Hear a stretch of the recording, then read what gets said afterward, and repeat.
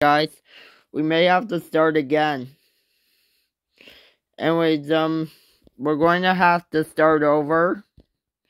Because we're going to read, because we're going to read this again. It says here, just saying, who needs a boyfriend, when you've got a bottle of wine? By Sophie Ranalds.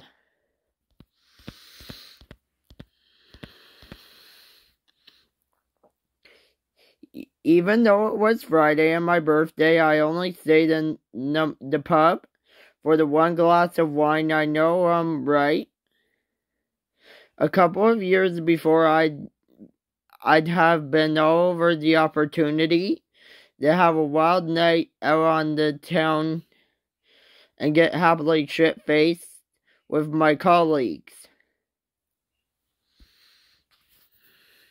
Who knows, 20 years ago, would have, said to herself, I might even meet someone. But here's the thing, I had met someone.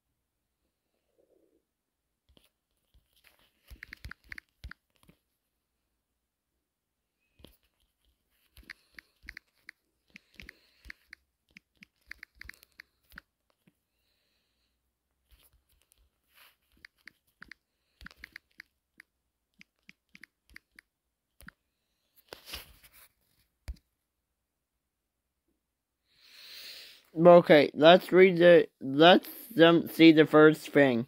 It says, just weeks after beginning my training contracts at Billings,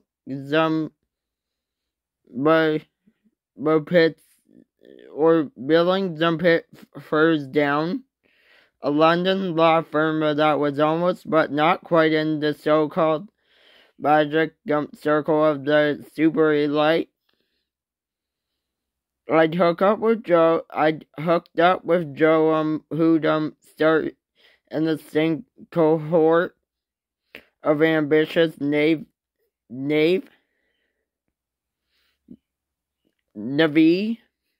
but sharp dowboat, wet behind the ears soon to be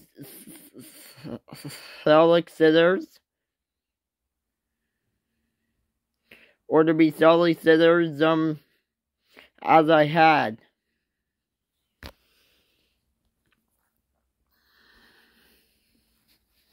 Eerst weeks after beginning my training contract at Billings Pittsford down, a London law firm that was almost, but not quite in the so-called magic circles of the super elite, I'd hooked up with you. We'd started in the same cohort of ambitious, naive, sharp-eyed elbowweight, we'd begin to get our soon to be solicitors as I.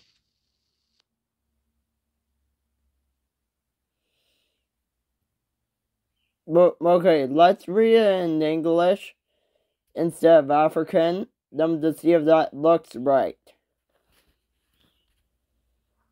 Just weeks after beginning my training contract at Billings Pittsford down, a London law firm that was almost, but not quite in the so-called magic circle of the super elite, I'd hooked up with Joe, who'd started in the same cohort or ambitious, naive, sharp-elbowed, wet behind the ears soon-to-be solicitors as I had. Okay, so that looks right in English.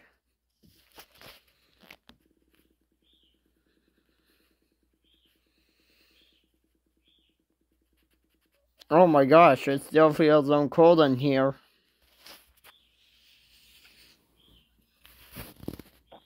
It happened at what seemed like warp speed, yet also felt totally natural.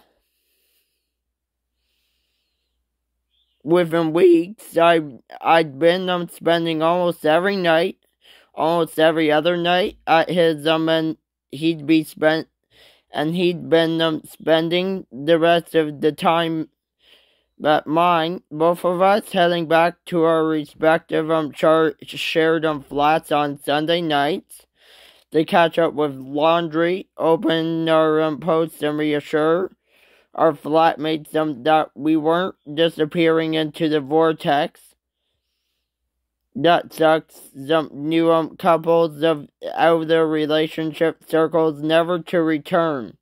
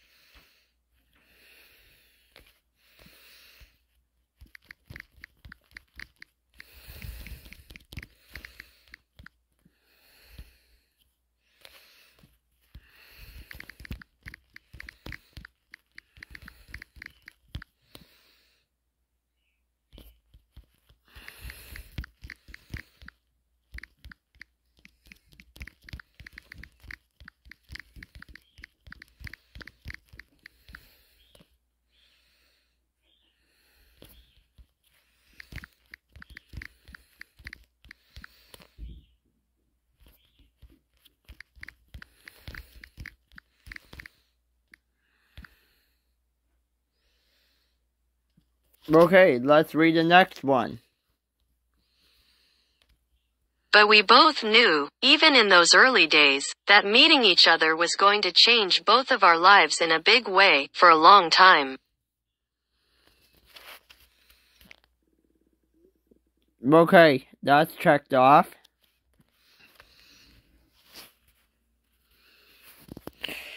It wasn't some massive drama took place between us, like Joe declared under or undying love for me on the date number 3 or on date number 3 or anything. If he had, I'd have marked him out as a potential psycho and headed for the hills as fast as I could. It just felt right from the start. It felt like we were two plants that had been put in pots next to each other and as we climbed the same sunlit while our 10 reels reached out for the same things until they became intertwined. Then we grew together with the same water and light, neither crowding the other out. Cheesy as fuck, right? That's what my friend Heather said anyway. When the lease on the flat I shared with her came to an end, and I told her I was going to move in with Joe, and then right away she gave me a huge hug and told me anyone could see we were made for each other, and she was going to be best woman at our wedding in a few years. Just watch.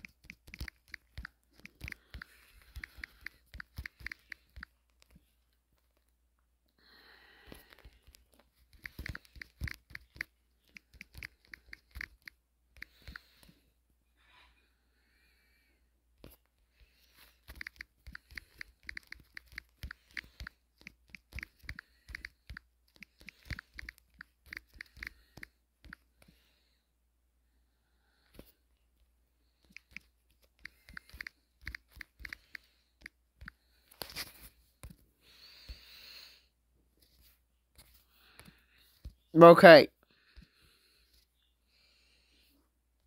So let's read the next part. So Joe and I had been living together for a bit more than a year. In the beginning we'd share the flat with a mate of his.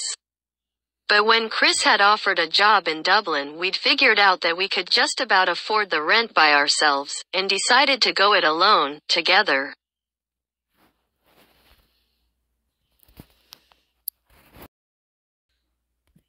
Sorry guys, I just had to clean off the phone for a bit. Because it was getting wet marks everywhere. Anyway, like I say, it was my birthday and I knew that Joe would have made surprise plans for me. My last birthday had been just a few days after we'd moved in together.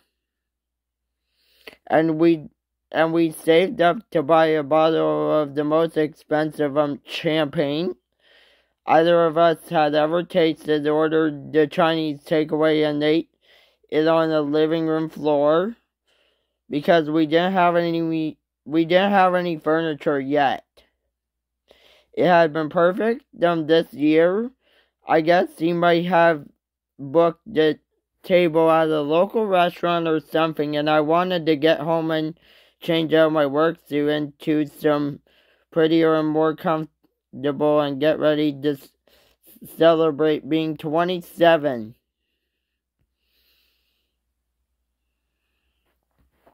But before I even walked into our flat, I knew Joe had planned something different, something special. Tied to the door handle was an enormous bunch of white heart-shaped balloons, and I didn't even have to count them to know that there would be 27. I carefully untied them and let myself in, feeling an enormous smile spreading over my face.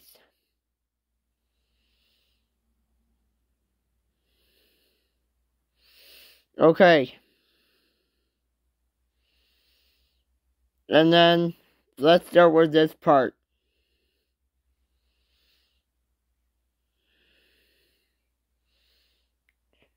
Actually, we're going to finish this part tomorrow, guys.